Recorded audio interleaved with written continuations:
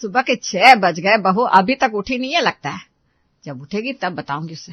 कल ही कहा था कि जल्दी उठकर मंदिर साफ कर देना, लेकिन अभी तक सो रही है। शांति उठकर नहा धोकर पूजा करने मंदिर जा रही थी, तब वो देखती है कि पहले से प्रीति उठ गई थी और उसने मंदिर साफ करके पूजा भी कर ली थी। ये देखकर शांति हैरान थी।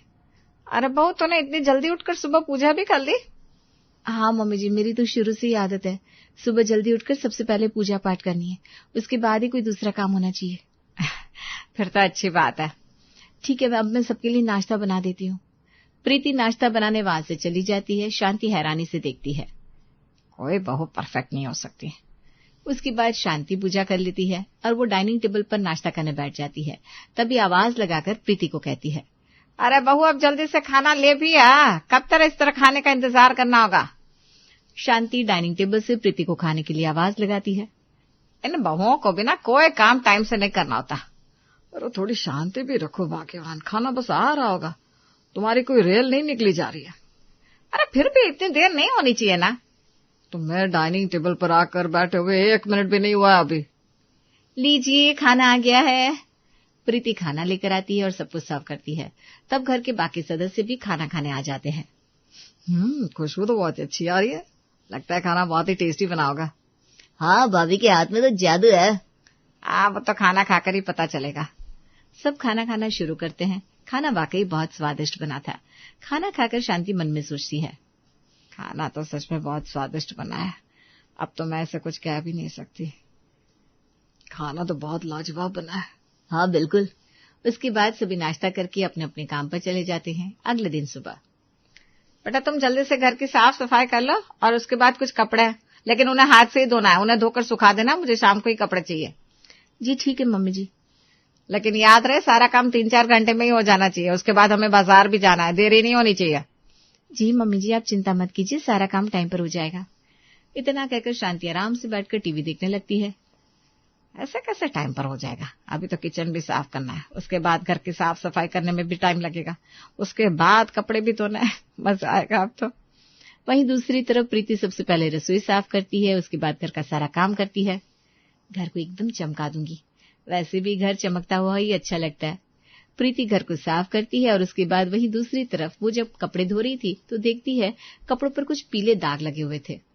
इन पर तो कुछ पीले दाग लगे हैं, ऐसे सिर्फ साबुन से धोने से नहीं जाएंगे। तब प्रीति अपना घरेलू नुस्खा अपनाती है और थोड़ा सा बेकिंग सोडा उसमें नींबू डालकर साबुन के साथ कपड़ों पर अच्छे से लगाकर कपड़े धोती है।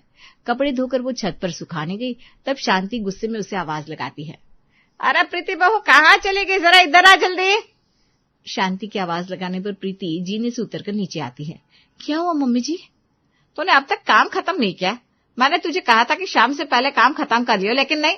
शांति प्रीति को डांटने के लिए आगे बोल ही रही थी कि प्रीति उसकी बात को बीच में काटते हुए कहती है, रुकिए मम्मी जी, घर का काम तो सारा खत्म हो गया है, मैं तो बल्कि छत की साफ सफाई कर रही थी। मैंने छत को भी अच्छे से धोकर चमका दिया है, उस पर थोड़ी धूल मिट्टी जमा थी ना। ये सुनकर शांति के तो होश ही उड़ जाते हैं। क्या कहा? इसका मतलब तूने घर का सारा काम खत्म कर दिया? जी मम्मी जी, सारा काम खत्म हो गया। चलिए अब हम बाजार चलते हैं। कोई बात नहीं, कपड़ों का दाग तो हटानी होगा, उसके लिए तो बाद में डांट ही सकती हूँ। आखिर शांति के मन में चल क्या रहा था? फिलहाल शांति और प्रीति बाजार जाती है और घर का कुछ जरूरी सामान खरीद कर वापस लाती हैं। शाम को शांति टीवी में सीरियल देख रही थी, जहाँ पर सास बहू की लड़ाई हो रही थी। अरे आखिर तुझे तेरी माँ ने क्या सिखा कर भेजा है? इतनी बड़ी ऊँट हो गई है, लेकिन तुझे अभी तक कोई काम नहीं आता। मम्मी जी, आपको मेरी मम्मी के ऊपर जाने की जरूरत नहीं है। अरे तो और किसी का हूँ भला, तुझे तो एक काम भी ठीक से नहीं आता, सारे काम गलत करती है और कितना सारा नुकसान भी करती है। इतनी बड़ी हो गई है लेकिन कुछ करना तक नहीं आता। याद रखना, अब की बार गलती हुई ना तो मुझसे बुरा कोई नहीं होगा।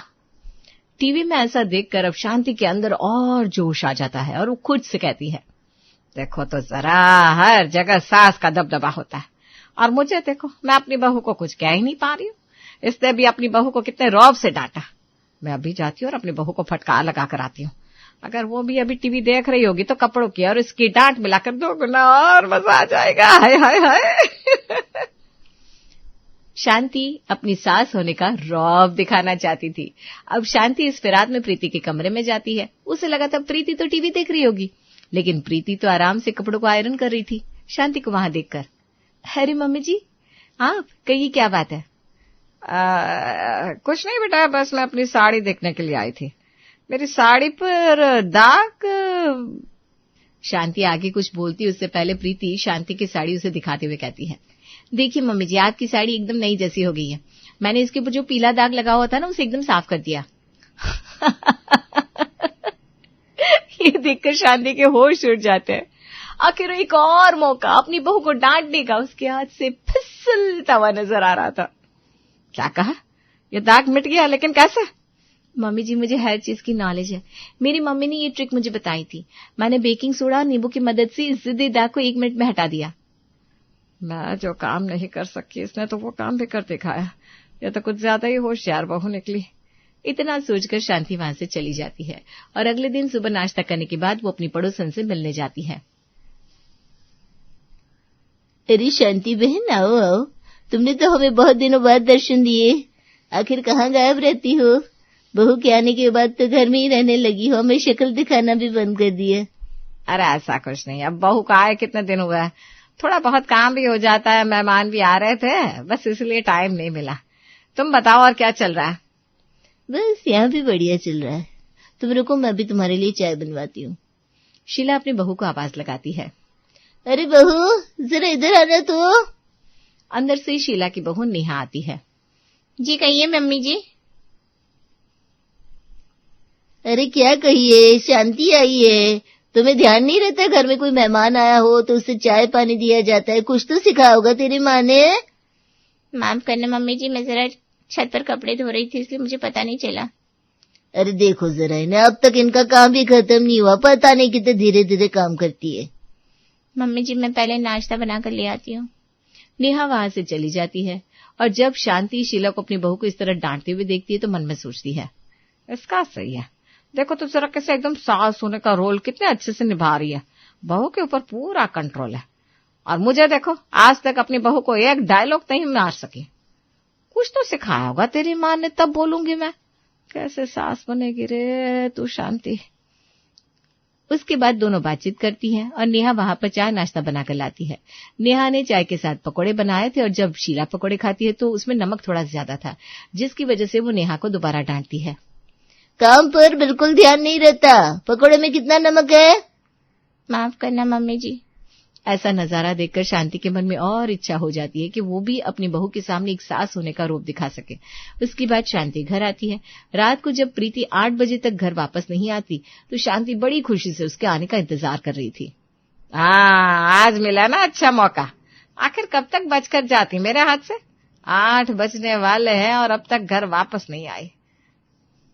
मैं भी आ गई हूँ, खाने का टाइम हो रहा है, लेकिन बहू का कुछ अता पता ही नहीं। आज बोलूंगी, यही सिखाया है तेरी माँ ने, ऐसे इस समय बाहर घूमता है क्या? शांति बड़ी खुशी से इंतजार कर रही थी, लेकिन जब प्रीति घर वापस आती है तो शांति ने अपने गुस्से वाला मोड ऑन किया ही था कि बहू, ये कोई बाहर जाकर घूमने का टाइम है? खाना कब बनेगा? रुकिए मम्मी जी। तभी प्रीति शांति की बात को काटकर कहती है, मम्मी जी, मैं तो बाहर दुकान पर दही लेने गई थी। इनका फोन आया था कि इनका आज बूंदी का रायता खाने का बड़ा मन कर रहा था। घर में दही खत्म हो गई थी तो बस वही लेने गई थी और खाना तो मैंने तैयार कर दिया है। आप कहे तो आपके लिए खाना लगा दूं? दिल के अरमां आंसुओं में शांति की सारी अरमान टूट गए। टूटे मन से कहती है, नहीं, मैं बाद में सबके साथ खा लूंगी। प्रीति वहां से चली जाती है।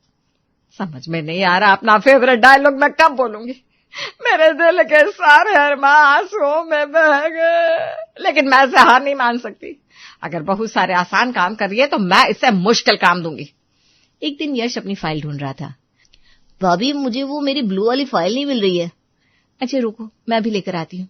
प्रीति फाइल ढूंढ रही थी और शांति खुश होते हुए मन में सोच रही थी, मिलेगी कैसे, मैंने जो छुपा कर रखी है। लेकिन फिर भी प्रीति तो फाइल ढूंढ लेती है। थैंक यू सो मच भाभी, आप बेस्ट हो। फाइल लेकर यश वहां से चला जाता है और शांति का मुंह उतर जाता है। फाइल कैसे मिल गई? वो तो मैंने तिजोरी में रखी थी। लगता है मैंने गलत फाइल छुपा दी।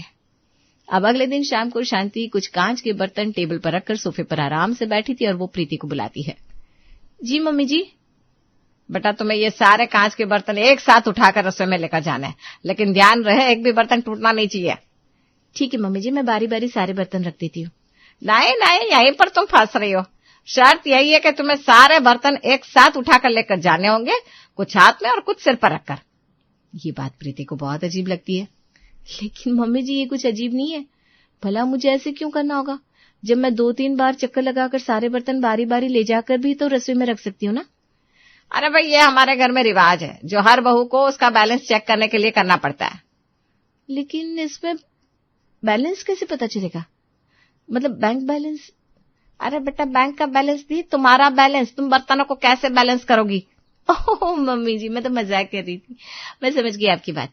ठीक है, फिर मैं इस रिवाज को अच्छे से पूरा करूंगी। अब प्रीति कुछ बर्तन सर पर कुछ बर्तन हाथ में ले लेती है। कमाल आइडिया सोचा है, झूठे रिवाज के नाम पर इसे खूब खरी खटी सुनाऊंगी। आज तो पक्का ये मेरे मुंह से 1 नहीं 10 डायलॉग सुनेगी। और प्रीति बड़े ध्यान से बैलेंस करके उन्हें रसोई में सही सलामत पहुंचा देती है, जिसे देखकर फिर शांति के होश उड़ जाते हैं। देखिए मम्मी जी, मैंने रिवाज को अच्छे से पूरा कर दिया है। देख रही हूँ, बहुत अच्छे से देख रही हूँ। अब अगले दिन शाम को प्रीति घर का काम कर रही थी, तभी शांति घर के पीछे मीटर के पास जाकर वहां पर मेन वायर काट देती है, जिसके बाद लाइट भाग जाती है। अब आएगा मजा। यह काम तो पक्का इसे नहीं आता होगा। अब कहाँ तक बचेगी रे? अब तो इसे बोल कर रहूंगी कि कुछ तो सिखाया होगा तेरी माँ ने। उसके बाद शांति घर के अंदर आती है।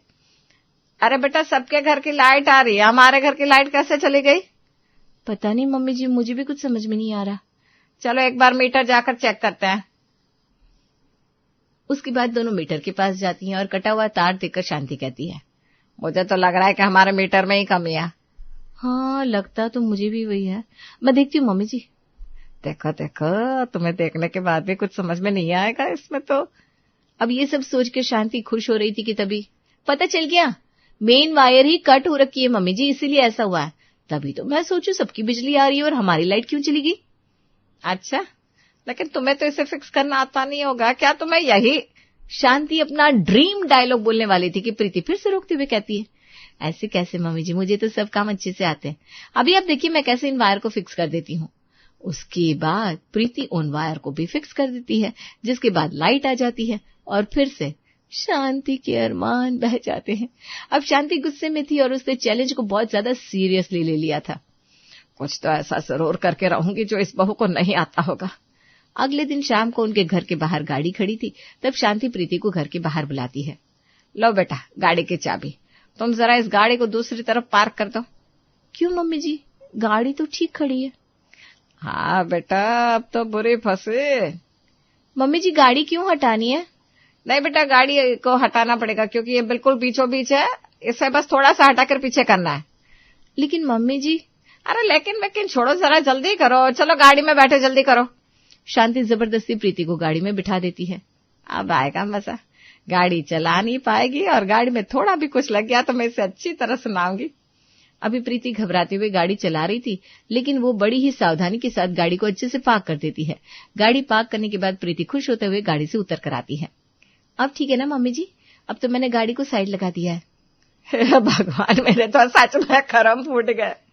इतना कहकर शांति घर के अंदर चली जाती है।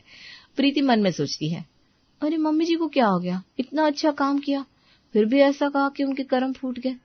पता नहीं आजकल मम्मी जी मुझे इतने अजीब अजीब काम क्यों दे रही है, कुछ भी समझ में नहीं आ रहा। प्रीति घर के अंदर जाती है तो देखती है कि शांति अपना माथा पकड़कर सोफे पर बैठी हुई थी। क्या बात है मम्मी जी, आप इतनी परेशान क्यों लग रही है? अरे परेशान कैसे ना हो, तो हर बार मेरे अरमान पर पानी फेर देती है। लेकिन मम्मी जी, कौन से अरमानों पर पानी फेर दिया मैंने आपके? तूने मुझे सास बनने का मौका ही नहीं दिया। मेरी तो नाक कट गई सास समाज में। सारे काम इतने परफेक्ट तरीके से कर लेती है, ना मुझे तुझे डांटने का मौका मिलता है, ना ही किसी सास की तरह कोई डायलॉग मारने का मौका मिला। हर कोई अपनी बहू के सामने इतने रौब से रहती है और मुझे देखो यहाँ पर। ओह अच्छा, तो ऐसी बात थी। अगर ऐसी बात थी मम्मी जी, आप मुझे पहले ही बता देती, मैं आपके सामने थोड़ा सा नाटक कर लेती। नाटक तो नाटक होता है बेटा, असली चीज में जो मजा है वो नाटक में थोड़ी ना आएगा। ये बात भी है मम्मी जी। तो उसके लिए ना मेरे पास एक आइडिया है। कैसा आइडिया? हम ना देवर जी की शादी करवा देते हैं, घर में छोटी बहू आएगी तो आप उसे ऐसे जरूर बोल पाएंगी, वो तो जरूर कोई ना कोई कमी निकाल ही देगी, फिर हम दोनों मिलकर उसके साथ ये गेम खेलेंगे। क्या? हाँ मम्मी जी, दरअसल मुझे भी ना ये गेम खेलना है। अब मैं भी तो जिठानी हूँ ना, मैं भी जरा देवरानी के आने के बाद अपनी जिठानी होने का रौब दिखाऊंगी। हाँ, आइडिया तो अच्छा है, लेकिन एक शर्त है बहू, पहला रौब तो मेरा ही रहेगा, आखिर मैं सास हूँ, मेरे भी कुछ सपना है। ठीक है मम्मी जी, डन। अब कुछ समय बाद शांति के छोटे बेटे की शादी हो जाती है। घर में एंट्री होती है देवरानी की। पहले ही दिन देवरानी से एक छोटी गलती हो जाती है। गलती से उससे खाना परोसते हुए खाना गिर जाता है। तब शांति और प्रीति दोनों सास बहू एक दूसरे को देखकर मुस्कुराती हैं। अरे छोटी बहू, तुम्हारा ध्यान कहाँ है? क्या तुम्हें ठीक से काम करना नहीं आता? कुछ तो सिखाया होगा तुम्हारी माँ ने कि कैसे काम किया जाता है। हाँ, ऐसी गलती थोड़ी ना होनी चाहिए, कुछ तो सीखा होगा तुमने। जी गलती से हो गया, अभी साफ कर देती हूँ। छोटी बहू के आने के बाद दोनों मुस्कुराती हैं। हाँ, आखिरकार अब जाकर मेरे कलेजे को ठंडक पड़ी है।